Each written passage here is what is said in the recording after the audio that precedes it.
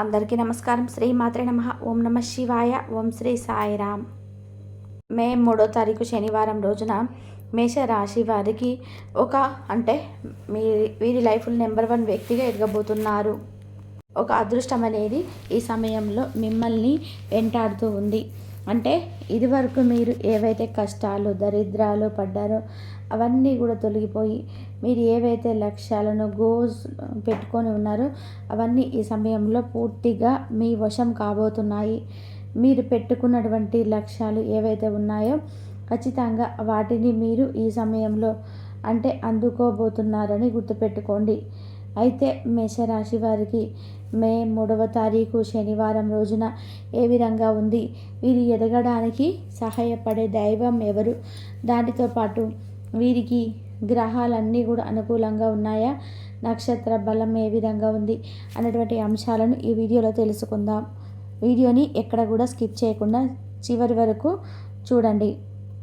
అప్పుడే మేమేం చెప్తున్నామో మీకు పూర్తిగా అర్థమవుతుంది. ఇక మేషరాశి అనేది రాశి చక్రంలోని మొట్టమొదటి రాశి. అశ్విని నక్షత్రం 1, 2, 3, 4 పాదాలు, భరణి నక్షత్రం 1, 2, 3, 4 పాదాలు, కృత్తికా నక్షత్రం 1వ పాదంలో జన్మించిన వ్యక్తులని మేషరాశిగా పరిగణిస్తూ ఉంటారు. ఈ రాశ్యాధిపతి వచ్చేసి కుజుడు. ఇక మేషరాశి వారి గురించి ఇప్పుడు మనం పూర్తిగా తెలుసుకుందాం. ఎక్కడ కూడా స్కిప్ చేయకుండా చివరి వరకు చూడండి. మేషరాశి వారి యొక్క వ్యక్తిత్వం విషయానికి వస్తే గనక ఈ రాశిలో జన్మించినటువంటి వ్యక్తులకి ఈ సమయం అనుకూలంగా ఉన్న గోచారం ఉంది. దానితో పాటుగా వీరికి సమాజంలో కూడా మంచి గౌరవ ప్రతిష్టలు కూడా లభించబోతున్నాయని గుర్తుపెట్టుకోండి.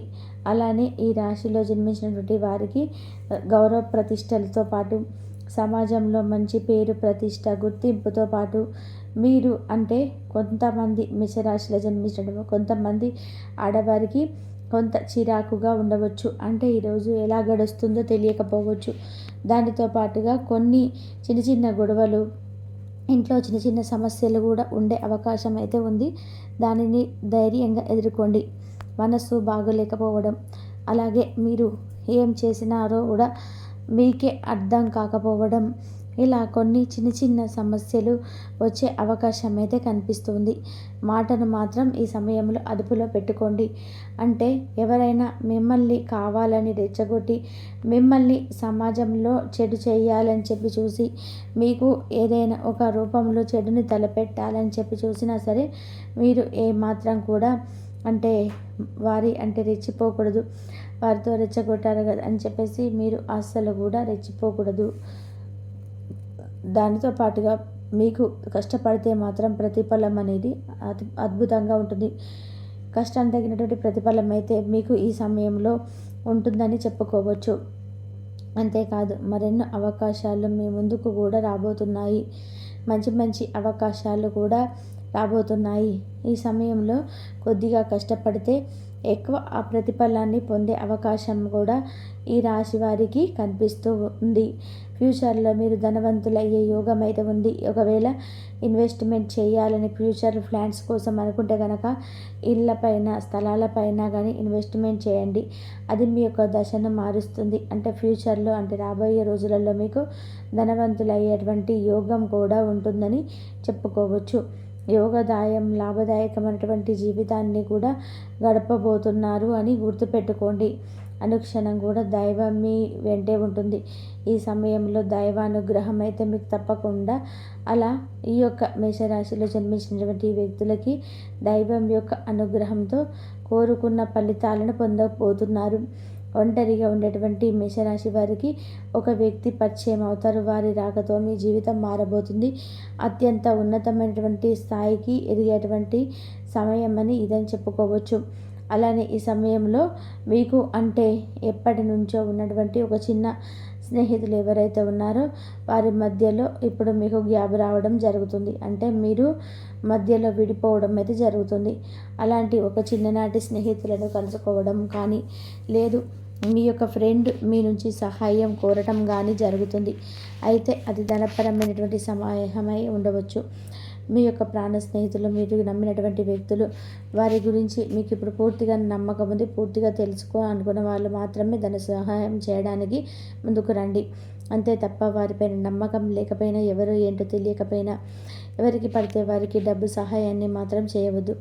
అలానే మీరు పరోక్ష మాటలను అస్సలు నమ్మకూడదు. మీకున్నటువంటి మంచి పేరు, ప్రతిష్ట, గౌరవాన్ని తొలగించడానికి కొంతమంది ప్రయత్నం చేసే అవకాశం కూడా కనిపిస్తున్నాయి. అలానే మీ యొక్క మంచితనాన్ని చాలామంది కూడా దానిని అలసిగా తీసుకునే అవకాశం కూడా ఉన్నాయి కనుక జాగ్రత్తగా ఉండండి.